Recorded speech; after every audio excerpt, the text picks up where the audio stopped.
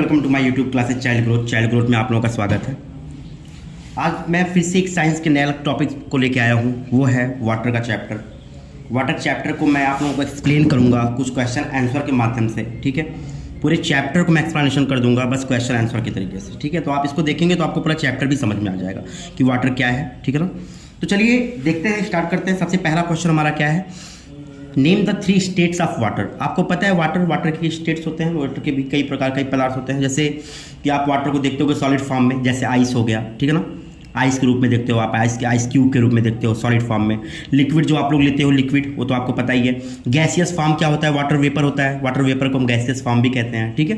तो 3 states of water होते हैं। सबसे फर्स्ट है आप लोगों का सॉलिड, सेकेंड है लिक्विड एंड थर्ड क्या है, गैस। क्वेश्चन नंबर 2 देखिए, कह रहा है कि what is an aquifer. Aquifer क्या है, तो मैंने अभी पिछले वीडियो मैंने मेंशन किया था वर्ड मीनिंग में कि एक्वाफर क्या होता है। तो एक्वाफर देख लेते हैं कि अ लेयर ऑफ रॉक और soil that can take in and hold water. A layer of rock और सॉइल यानी मिट्टी का या चट्टान का एक परत जो क्या करता है कि पानी को होल्ड करता है, पानी को रखता है। समझ में आ रहा ना कि नीचे आपको पता है कि हमारी ज़मीन के अंदर क्या होती है, बिल्कुल पत्थर वाली जगह होती है ना, बहुत ज़्यादा पथरीली ज़मीन होती है नीचे। तो इसके बाद क्या होता है वहाँ पे कि वहाँ पे वाटर क्या करता है, जाता है और उन्हीं पत्थरों के बीच में वाटर क्या होता है, कलेक्ट होता है। समझ में आ रहा ना। जब वो कलेक्ट होता है तो वो हमारे यूज के लिए हम लोग क्या करते हैं, ट्यूबवेल के तरीके से या तो नल के तरीके से, नलकूप के द्वारा हम लोग क्या करते हैं, उन पानी को लेकर आते हैं, ऊपर लेके आते हैं, ठीक है। क्लियर सभी लोगों का। चलिए देखते हैं क्वेश्चन नंबर 3, कह रहा है why is sea water not fit for human consumption. यानी समुद्र का जो पानी होता है वो मानव के उपयोग के लिए फिट क्यों नहीं होता है, मानव उसको उपयोग क्यों नहीं कर सकते। तो क्यों नहीं कर सकते, it is because the ocean water is very salty. आपको पता है कि जो ओशन वाटर होता है, सागर का जो पानी होता है वो बहुत खारा होता है ना, बहुत खारा होता है, जिसमें नमक की मात्रा बहुत ज़्यादा मिली होती है। इसीलिए हम उसको यूज नहीं कर सकते, क्योंकि आपको पता है हमारे शरीर में नमक की मात्रा की जो रिक्वायरमेंट होती है वो बहुत लिमिटेड होती है, बहुत कम होती है, ठीक है। तो हम उसको नमक को क्या करते हैं, अपने घर पे किसी खाने के द्वारा हम क्या करते हैं, उसको ऑब्जॉर्ब करते हैं, ग्रहण करते हैं या खाते हैं उसको, ठीक है ना। तो उसमें क्या होता है कि जब समुद्र का पानी जो होता है उसमें नमक की मात्रा ज़्यादा होती है। अगर हम उसको क्या करेंगे, अगर ग्रहण करेंगे, अगर उसको पिएंगे तो हमारे शरीर में नमक की मात्रा ज़्यादा हो जाएगा, जिससे हमें बहुत ज़्यादा क्या हो जाएगा, प्रॉब्लम हो जाएगा। समझ में आ रहा ना। और डिहाइड्रेशन का हम शिकार भी हो जाएंगे। क्लियर है। चलिए देखते हैं next question, what is drip irrigation. Drip irrigation क्या होता है उसको देख लेते हैं। ड्रिप इरिगेशन का मतलब आपको पता है ना, सिंचाई। Drip irrigation is a technique of watering plants by making use of narrow tubes. आप लोग पता है ना कि ड्रिप इरिगेशन क्या होता है, कि प्लांट लगा देते हैं, ये ट्यूब को क्या करते हैं, लंबे तक फैला देते हैं, उसमें से छोटे छोटे होल होते हैं जो कि क्या करता है, उसी प्लांट के पास क्या करता है, पानी गिरता है ना। तो कह रहा है drip irrigation is a technique. Drip सिंचाई जो है वो एक तकनीक है क्या करने में, प्लांट्स को वाटर देने में, पानी देने में। By making use of narrow tubes, यानी नैरो ट्यूब की सहायता से, ठीक है ना। नैरो ट्यूब की सहायता से जब प्लांट्स को पानी दिया जाता है तो उस टेक्निक को ड्रिप इरिगेशन कहा जाता है। क्वेश्चन नंबर 5 देखते हैं। नेक्स्ट क्वेश्चन हमारा, why is water so essential for plants, what will happen if plants were to die. Question आप समझिएगा, कह रहा है why is water so essential for plants, यानी पौधों के लिए पानी क्यों आवश्यक होता है, पौधों के लिए पानी क्यों आवश्यक होता है। What will happen if plants were to die, क्या होगा यदि प्लांट्स क्या हो जाए, डाई हो जाए, यानी सूख कर गिर जाए तो क्या होगा। चलिए इसका आंसर हम देख लेते हैं। इसका आंसर है कि without water the plant can not perform photosynthesis. आप लोग पता है ना फोटोसिंथेसिस किसको कहते हैं, प्रोसेस ऑफ फूड प्रोडक्शन। यानी जब भोजन बनता है ना पौधों का तो उसको हम लोग फोटोसिंथेसिस कहते हैं, प्रकाश संश्लेषण कहते हैं। और आपको पता है ना प्रकाश संश्लेषण क्या होता है, पौधे जब अपने भोजन को सूर्य की रोशनी की सहायता से, कार्बन डाइऑक्साइड की सहायता से, पानी की सहायता से, हवा की सहायता से जब पौधे अपने भोजन को बनाते हैं तो उस प्रक्रिया को हम लोग क्या कहते हैं, फोटोसिंथेसिस कहते हैं। इतना क्लियर सभी लोगों का। अब कह रहा है कि विदाउट वाटर, बिना पानी के भाई कैसे करेंगे, क्योंकि पानी की जरूरत होती है प्लांट्स को फोटोसिंथेसिस के समय। और फोटोसिंथेसिस तो मेन होता है ना, क्योंकि पौधे जब अपना भोजन बनाते हैं, जब प्रकाश संश्लेषण की क्रिया होता है तो उसी समय ऑक्सीजन भी तो रिलीज होता है जो कि हमारे लिए इंपॉर्टेंट होता है। तो वही कह रहा है कि बिना पानी के the plants can not perform photosynthesis respiration, यानी बिना पानी के जो पौधे फोटोसिंथेसिस का कार्य नहीं कर सकते और रिस्पायरेशन का भी क्रिया नहीं कर सकते हैं। More importantly, if there is no water in the soil, plants cannot absorb the nutrients.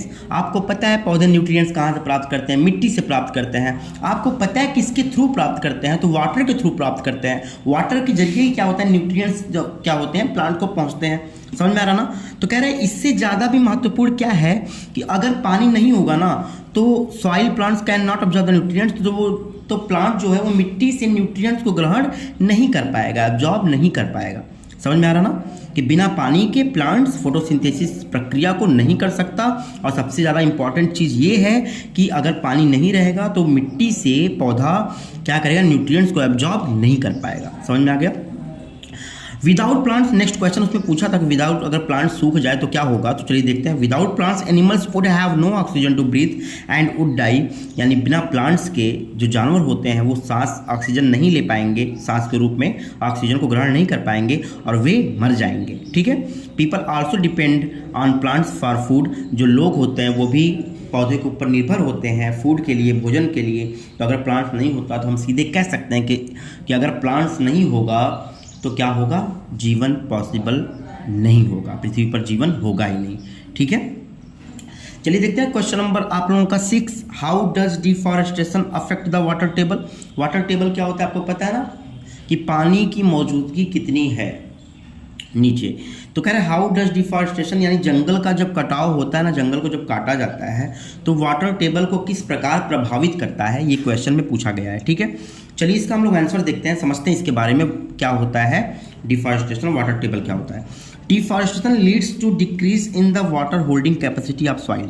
आपको पता है कि मिट्टी में प्लांट्स जब होते हैं तो कहीं ना कहीं प्लांट्स पानी से जुड़े होते हैं ना, पानी को क्या करते हैं, ग्रहण करते हैं मिट्टी से। तो क्या करते हैं, वो पानी को होल्ड करते हैं, रखते हैं। समझ में आ रहा ना? जैसे अगर नीचे जड़ है, अगर प्लांट हरा भरा है तो कहीं ना कहीं ये होगा कि वो पानी को होल्ड करके रखा है तभी वो हरा भरा है। ठीक है। तो लेकिन अगर हम जंगल की कटाई करेंगे, अगर पेड़ पौधों को काटते रहेंगे तो क्या होता है कि डिक्रीज, यानी वाटर लेवल जो होता है, वाटर होल्डिंग कैपेसिटी जो होता है मिट्टी की, वो नीचे जाएगी, घट जाएगी, कम हो जाएगी। क्लियर सभी लोगों का? आगे देखिए, Hence the movement of water from the soil surface into the ground is reduced। तो इससे क्या होगा, जो पानी का मूवमेंट है, ठीक है ना, वो धीरे धीरे कम होने लगेगा। समझ में आ रहा ना? वो धीरे धीरे क्या हो जाएगा, रिड्यूस, उसमें कमी आने लगेगी। This result in a decrease in the ground water level. और इस प्रकार इस परिणाम, मतलब कि इसका परिणाम क्या होगा कि जो वाटर लेवल है वो धीरे धीरे डिक्रीज होगा, कम होता चला जाएगा। अब भाई इसको समझिए आप लोग कि अगर हम डिफॉरेस्टेशन, जंगल का कटाव करते हैं तो कहीं ना कहीं प्लांट तो सूख जाएगा, उसके रूट सूख जाएंगे। जब रूट सूख जाएंगे तो उसके बीच में गैप होगा, रूट्स जहाँ तक नीचे, जितना नीचे जाएंगे उतना नीचे से मिट्टी में गैप होगा ना। जब गैप होगा तो वहाँ से पानी तो वो ऑब्जॉर्ब करेगा नहीं, तो वाटर लेवल क्या हो गया, उनमें कमी आ गई और धीरे धीरे वाटर लेवल क्या होता है, वो खिसकता चला जाता है, कम हो जाता है। क्लियर सभी लोगों का? चलिए देखते हैं question number 7। Suggest 3 method to save water, यानी 3 तरीके बताइए जिससे हम पानी को क्या कर सकते हैं, सेव कर सकते हैं। ठीक है ना, बचा सकते हैं।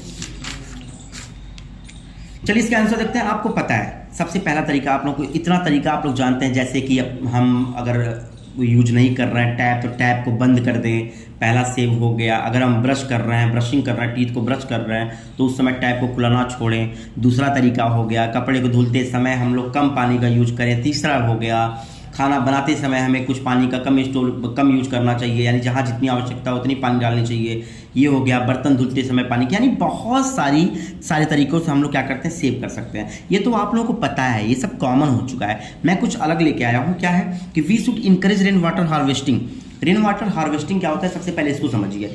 क्या होता है कि कई जगह पे ये मैंने देखा है या पढ़ा भी है उस चीज़ को, कि लोग क्या करते हैं, अपनी छत पर क्या करते हैं, टैंक नुमा बना देते हैं। ठीक है, छत पे बनाते हैं, छत के नीचे बनाते हैं, वहाँ से एक पाइप छत पर से क्या करते हैं, लाके उस टैंक में गिरा देते हैं। उससे क्या होता है, जब पानी बरसता है ना, वर्षा जब होती है तो कुछ पानी वहाँ पे कलेक्ट होकर और आके उस टैंक में चला जाता है। ठीक है ना, जब उस टैंक में चला जाता है तो रेन वाटर आपको पता है ना, सबसे प्योरेस्ट फॉर्म होता है वाटर का। समझ में आ रहा ना? तो जब उस टैंक में जाता है तो उस टैंक का पानी, यानी बारिश का पानी, लोग क्या करते हैं, पशु को पिला सकते हैं, जानवरों को पिला सकते हैं, उससे बर्तन को धुला जा सकता है, उससे सिंचाई किया जा सकता है। बहुत सारे वर्क को उस रेन वाटर यानी पानी, जो वर्षा का पानी होता है, उसके द्वारा हम बहुत सारे वर्क को क्या कर सकते हैं, कर सकते हैं, क्लियर कर सकते हैं लोगों को। चलिए देखते हैं सेकंड पॉइंट क्या है। We should use a sprinkler for irrigation, this reduce the loss of water. अब आप लोग स्प्रिंकलर क्या जानते हो, पहले छिड़काव पता है ना आप लोगों को।